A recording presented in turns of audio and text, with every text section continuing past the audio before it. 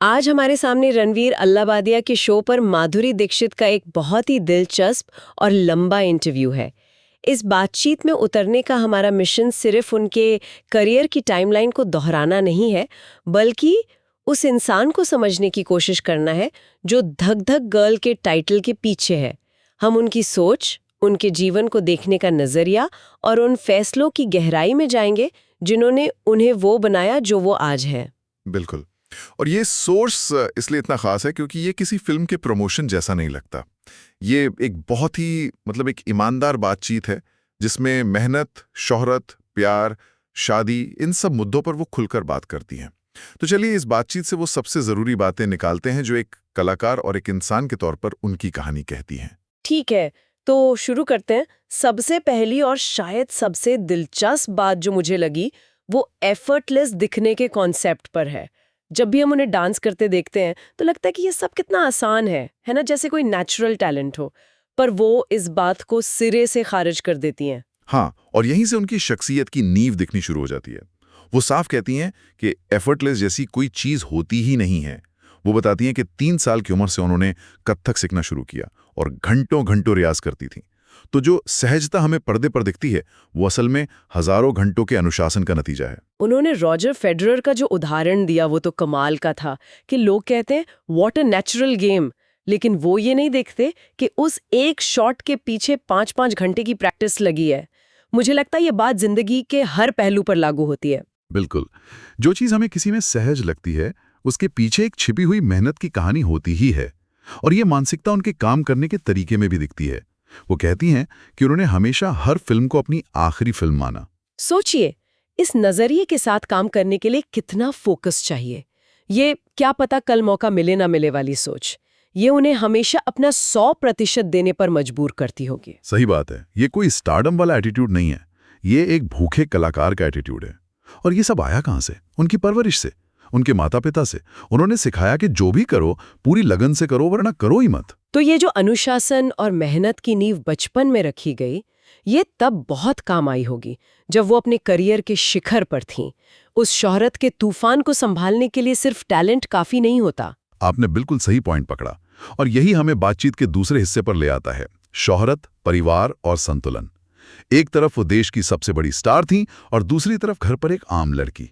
इसे साधना लगभग नामुमकिन लगता है। मुझे सबसे हैरान करने वाली बात ये लगी जब वो कहती है मैं अपना स्टारडम हमेशा दरवाजे के बाहर छोड़कर घर में घुसती थी। आज के जमाने में ये सोचना भी मुश्किल है। बिल्कुल। जहां सोशल मीडिया की वजह से पब्लिक और प्राइवेट लाइफ में कोई फर्क ही नहीं बचा है।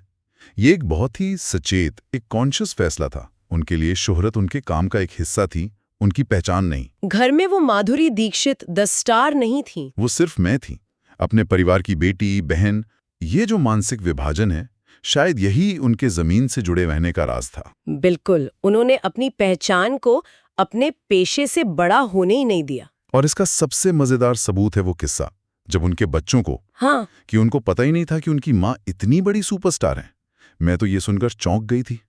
वो मॉल वाला किस्सा जब फोटोग्राफर्स ने उन्हें घेर लिया और उनके बेटे ने पूछा, ये लोग आपकी तस्वीरें क्यों ले रहे हैं? तब बच्चों को पहली बार एहसास हुआ कि उनकी माँ कोई आम इंसान नहीं है। ये किस्सा छोटा सा है पर बहुत कुछ कहता है। ये दिखाता है कि उन्होंने अपने बच्चों को एक बिल्कुल सामान्य परवरिश देने के लिए कितनी मेहनत की होगी।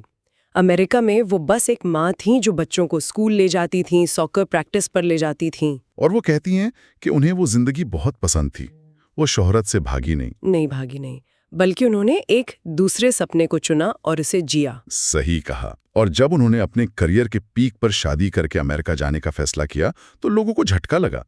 लेकिन अगर आप उनकी सोच को समझते हैं तो वो फैसला बहुत लॉजिकल लगता है। वो एक सपना पूरा कर चुकी थी, अब दूसरे की बारी थी। और यहीं पर बातचीत का सबसे गहरा हिस्सा आता है। जब उनसे पूछा गया कि उनकी जिंदगी की सबसे बड़ी ब्लेसिंग क्या है, उनका करियर या उनके पति, उनका जवाब एक पल की भी देरी के बना बिल्कुल साफ था। उन्होंने कहा, मेरे पति। ये जवाब इसलिए इतना शक्तिशाली है क्योंकि ये उस इंसान की तरफ से आ रहा है जिसने नाम, शौहरत, पैसा सब कुछ अपने दम पर कमाया है। उनका तर्क बहुत सीधा और गहरा था कि आप जिंदगी में कुछ भी पालें, लेकिन अगर उस कामयाबी को बांटने के लिए कोई अपना साथ नहीं है तो वो सब कुछ खोखला है, बेमानी है। ये बात जीवन की प्राथमिकताओं को बिल्कुल स्पष्ट कर देती है। हम अक्सर सफलता को बाहरी चीजों से मापते हैं, करियर, अवार्ड्स, लेकिन वो याद दिला रही हैं कि असली दौलत तो इंसानी रिश्तों में है। और वो अपने पति डॉक्टर नेने के बारे में सिर्फ एक सपोर्टिव हस्बैंड की तरह बात नहीं करती, वो उनकी शख्सियत की गहराई की तारीफ करती हैं। हाँ, वो बताती हैं कि वो सिर्फ एक सर्जन नहीं है, बल्कि एक ऐसे इंसान है जो किसी भी चीज की तह तक जाते हैं। अगर फोटोग्राफी करेंगे तो उसकी पूरी तकनीक सीखेंगे, इन्वेस्टमेंट करेंगे तो पूरी रिसर्च करेंगे। वो उनके इस डीप डाइव करने वाले नेचर की बहुत इज्जत करती हैं। और बौद्धिक जुड़ाव पर आधारित। और जब वो कहती हैं कि प्यार जिंदगी में सबसे जरूरी चीज है, तो ये कोई फिल्मी डायलॉग नहीं लगता। उनके जीवन के फैसले इस बात की गवाही देते हैं। बिल्कुल, उनका करियर के शिखर पर शादी करना इसी सोच का नतीजा था। वो इस बात का एक जीता जागता उदाहरण है कि अगर आपकी प्राथमिकताएं स्पष्ट हों तो आप दोनों चीजें पा सकते हैं। ये तो हुई उनकी निजी जिंदगी की बात, लेकिन इंटरव्यू में वो इससे आगे बढ़कर भारतीय समाज में महिलाओं की स्थिति पर भी बात करती हैं, जो आज भी बहुत प्रासंगिक है। हाँ, और यहाँ वो फिर से परिवार के सपोर्ट के महत्व पर जोर देते हैं। वो कहती हैं कि किसी भी महिला के लिए अपने सपनों को पूरा करने के लिए परिवार का साथ मिलना बहुत जरूरी है। वो अपने ससुराल वालों का उदाहरण देते हैं कि कैसे वो खुद कामकाजी लोग थे, और इसीलिए वो एक महिला की अपनी पहचान की अहमियत को समझते थे। उन्हें कभी ये महसूस नहीं हुआ कि उन्हें करियर और परिवार में से किसी एक को चुनना पड़ेगा। सही बात है। और एम्प्टीनेस सिंड्रोम पर उनकी सलाह तो बहुत ही अच्छी थी। हाँ, मुझे भी बहुत अच्छी लगी। जब बच्चे बड़े होकर चले जाते हैं तो कई माँओं को एक खालीपन महसूस होता है। इस पर उनका सुझाव बहुत प्रैक्टिकल और मतलब सशक्त करने वाला है। बिल्कुल, वो कहती हैं कि उस खालीपन से डरने के बजाय उसे एक अवसर की तरह देखना चाहिए। ये वो समय है जब वो अपनी किसी हॉबी या पैशन को फिर से जी सकती हैं, कुछ ऐसा जो वो हमेशा से करना चाहती थीं। चाहे वो पेंटिंग हो, डांस हो या कुछ नया सीखना हो, ये खुद को फिर से खोजने का समय है। यहाँ वो एक व्यक्तिगत अनुभव को एक यूनिवर्सल सलाह में बदल देती हैं। और जब वो कहती हैं कि एक औरत को शिक्षित करना पूरे परिवार को शिक्षित करने जैसा है, तो वो सिर्फ एक कहावत नहीं दोहरा रही हैं, वो अपने अनुभव से बोल रही हैं। वो इस हिस्से में सिर्फ एक कलाकार नहीं बल्कि एक विचारक के तौर पर सामने आती हैं। तो हमने उनकी मेहनत, शोहरत को संभालने के तरीके और उनके जीवन दर्शन के बारे में बात की। अब थोड़ा उनके क्राफ्ट पर आते हैं। एक एक्टर और डांसर के तौर पर वो अपने काम को कैसे देखती हैं? हाँ, और ये हिस्सा दिखाता है कि वो अपनी कला के बारे में कितना सोचती हैं। जब उनसे डार्क किरदार निभाने के बारे में पूछा गया तो उनका जवाब बहुत दिलचस्प था। उन्होंने कहा कि किरदार के अंधेरे को पर्दे पर दिखाने के लिए आपको असल जिंदगी में उस अंधेरे से गुजरने की जरूरत नहीं है। तो फिर वो इमोशंस आते कहाँ से हैं? अगर आपने वो दर्द महसूस नहीं किया तो आप उसे इतनी सच्चाई से दिखा कैसे सकती हैं? यहीं पर वो एक्टर के स्पंज होने की थ्योरी बताती हैं। वो कहती हैं कि एक एक्टर एक स्पंज की तरह होता है, जो अपने आसपास की दुनिया से, लोगों की कहानियों से, किताबों से, हर जगह से अनुभवों और भावनाओं को सोखता रहता है। अच्छा। अभिनय असल में इन्हीं अवलोकनों को, मतलब ऑब्जर्वेशंस को निकालकर सही समय पर इस्तेमाल करने की कला है। आपको किरदार को जीने के लिए उसकी जिंदगी को असल में जीना जरूरी नहीं है। ये तो मेथड एक्टिंग के उस विचार से बिल्कुल अलग है, जहां एक्टर किरदार में पूरी तरह डूब जाता है। ये एक ज्यादा बैलेंस्ड तरीका लगता है। और यही संतुलन उनके डांस में भी दिखता है।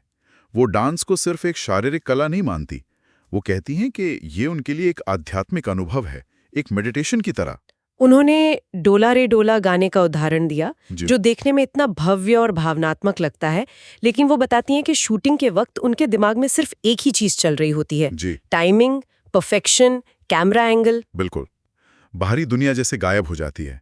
इससे पता चलता है कि जो सहज एक्सप्रेशन हमें पर्दे पर दिखता है, उसके पीछे कितनी गहरी एकाग्रता और तकनीकी सटीकता होती है। ये फिर से उसी एफर्टलेस एफर्ट वाली बात पर वापस आ जाता तो अगर इस पूरी बातचीत को समेटें, है। तो माधुरी दीक्षित की शख्सियत से क्या एक चीज सीखने को मिलती है? जी, ये सिर्फ एक बॉलीवुड स्टार की कहानी से कहीं ज्यादा है। बिल्कुल। ये कहानी है अनुशासन की ताकत की। ये कहानी है अपनी पहचान को अपने काम से बड़ा समझने की। और सबसे बढ़कर ये कहानी है अपनी प्राथमिकताओं को बहुत स्पष्ट रूप से जानने और फिर उन पर टिके रहने की हिम्मत की। वो दिखाती हैं कि आप बेपनाह शोहरत के बीच भी अपनी जड़ों और मूल्यों को थामे रह सकते हैं। उनकी कहानी एक तरह से एक ब्लूप्रिंट जैसी है कि कैसे एक संतुलित और सार्थक जीवन जिया जा सकता है। सही कहा। उनकी कहानी सिर्फ एक स्टार की नहीं, बल्कि एक विचारशील जीवन जीने की कहानी है। वो इस बात का सबूत है कि आप अपनी शर्तों पर सफलता और खुशी दोनों को हासिल कर सकते हैं। और ये बातचीत सुनने वालों के लिए एक गहरा सवाल छोड़ जाती है। जीवन में असली स्थिरता, असली ठहराव कहाँ से आता है? क्या ये उस अनुशासन से आता है जो बचपन में सिखाया जाता है, या उन पारिवारिक मूल्यों से जो हमें विरासत में मिलते हैं, या फिर ये जीवन के हर मोड़ पर सचेत रूप से सही चुनाव करने से आता है? ये सोचने वाली बात है।